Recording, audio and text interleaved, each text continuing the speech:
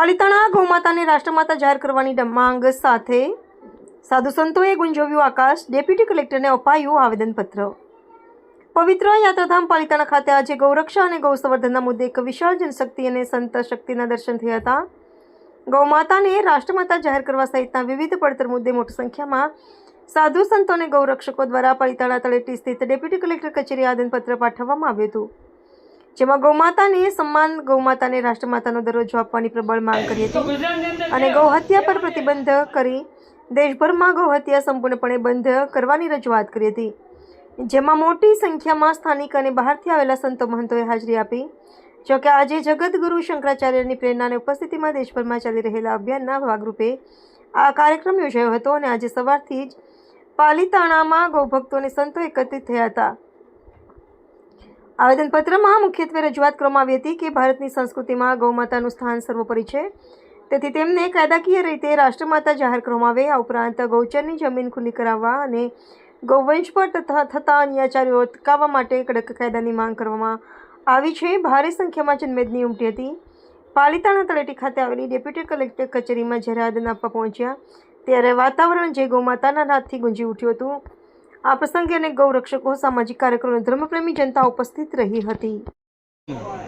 જે ભૂતાનમ અધિપતિઓ વિશિકાત કપડદીન તે ખાઘું સહસ્ત્રીઓ જનેવ ધનવાની તન્મસી. ભારતીય સંસ્કૃતિમાં ગાયને માં ગણવામાં આવે છે. ભારતીય સંસ્કૃતિના 7 ગ, ભગીરથભાઈ, 7 ગ અત્યારે મુશ્કેલીમાં છે. ગૌ, ગંગા, ગાયત્રી, ગીતા, ગુરુ, ગોપાલ અને ગણેશ. આ 7 ગ ઉપર આજે પ્રહાર થઈ રહ્યા છે. ત્યારે જો ગાય જ નહીં રહે તો ભવિષ્યમાં આપણા સંતાનોને ગાયના સ્ટેચ્યા બતાવવાનો વારો આવશે. મને યાદ છે કે સ્વામી વિવેકાનંદ જ્યારે ભારતની બહાર ગયા અમેરિકા શિકાગો પરિષદમાં, ત્યારે અંગ્રેજ કવિએ પૂછ્યું હતું કે આપ ઇન્ડિયન એનિમલના નામ બોલો. તો સ્વામીજી બધા નામ બોલતા અંગ્રેજ કવિ એમ કહ્યું કે સ્વામીજી સોરી, એક વાત આપ ભૂલી ગયા છો. કેમ? તો કે ધીસ ઇઝ કાઉ. આપણે ગાયને પ્રાણી કેમ ન કીધું? અત્યારે આ ભારતનો કેસરી સિંહ સ્વામી વિવેકાનંદ એટલું બોલ્યા હતા કે વડીલ, અમારા ભારતમાં ગાયને પ્રાણી નથી કહેવાતી, ભારતમાં ગાયને માં ગણવામાં આવે. તો એ ગૌ હત્યા બંધ થાય એવી સરકારને નમ્ર નિવેદન છે. એટલા માટે આવેદન હિન્દુ સમાજ, દરેક જ્ઞાતિના પ્રમુખો, દરેક જ્ઞાતિના આગેવાનોએ આવી અને આવેદનપત્ર આપ્યું છે. તો સાહેબને વિનંતી છે કે વહેલી તકે આની અંદર કંઈ પણ વજન અને ફોલ્ડ પાડશો એવી નમ્ર અરજ છે. જય ગૌ માતા. જય ગૌ માતા. રોજ તારીખ 7/5/2026 રોજ પૂરા ભારત દેશની અંદર જગતગુરુ શંકરાચાર્ય સાધુ સંતના સાનિધ્યમાં આ ગો સન્માન અભિયાન ચાલી રહ્યું છે. ત્યારે પાલિતાણાની અંદર તે સમસ્ત હિન્દુ સમાજ આગેવાનોના મિત્રો તેમજ રાજકીય પક્ષના આગેવાનો મિત્રો, સાધુ સંતો અને બહેનો ખૂબ જ મોટી સંખ્યામાં આવેદનપત્ર આપવામાં આવ્યું હતું.